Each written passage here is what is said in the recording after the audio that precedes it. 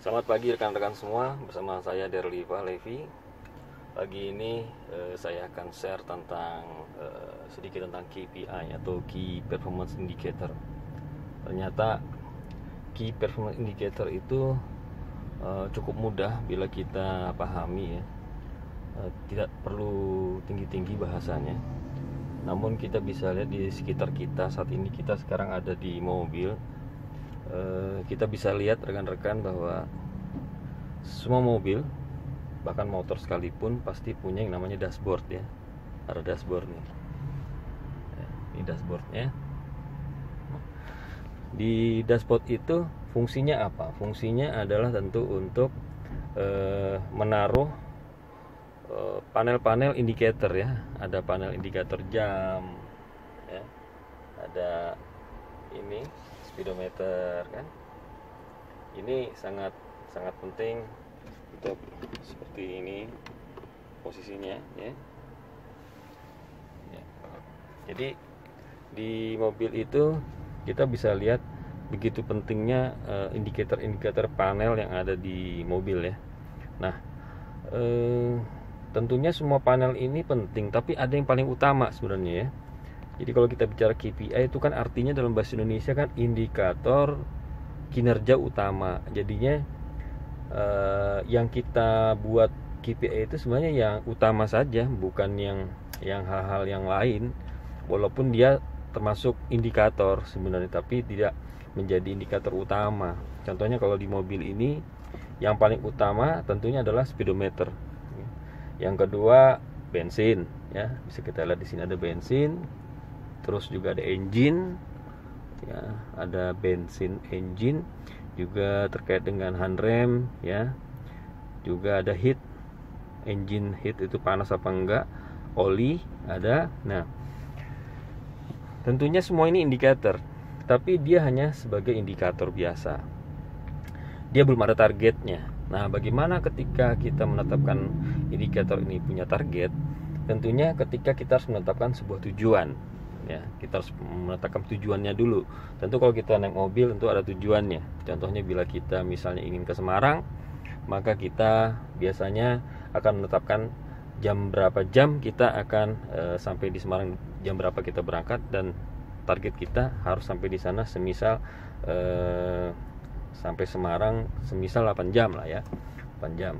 Nah, tentunya target ketika ditetapkan atau tujuan ditetapkan beserta targetnya, artinya ada 8 jamnya di situ, ada angkanya, maka indikator kita pun sudah mulai kita buat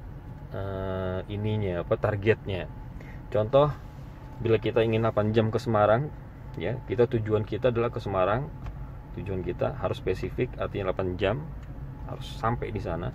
Maka indikator tadi, ada speedometer segala itu mulai kita tetapkan targetnya ya.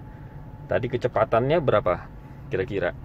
Kalau misalnya standar itu 10 jam ke Semarang misalnya, dengan kecepatan mungkin 70-80, tapi ternyata kita ingin agar mencapai tujuan itu 8 jam. Apa yang terjadi? Maka indikator itu harus kita target ya. Speedometernya ini harus kita tetapkan rata-rata adalah 90-100 km per jam. Harus. Bensinnya harus full. Indikator bensin nggak boleh 3/4, harus full 100% targetnya, nggak bisa enggak. Jadi kita tidak perlu lagi ngisi-ngisi di jalan, semisal seperti itu. Terus engine-nya juga sama, kita harus cek apakah olinya sudah kita ganti ya. Kemudian yang paling utama di mobil ini tentu orangnya ya. Siapa orangnya yang akan mengeksekusi? Supirnya ternyata. Nah, supirnya ini harus punya pengalaman apa tidak? Nah, ini kan menentukan kita akan mencapai tujuan tadi ya. Tujuan kita 8 jam ke Semarang. Bila semua bagus, mobilnya bagus, tahun 2020 misalnya, 2019, kemudian bensinnya full, kecepatan kita tetapkan 100, tapi ternyata supirnya ini tidak punya pengalaman ke Semarang. Nah, ini bisa membuat orang yang gak kompeten tadi bisa justru melebar atau salah jalan ya.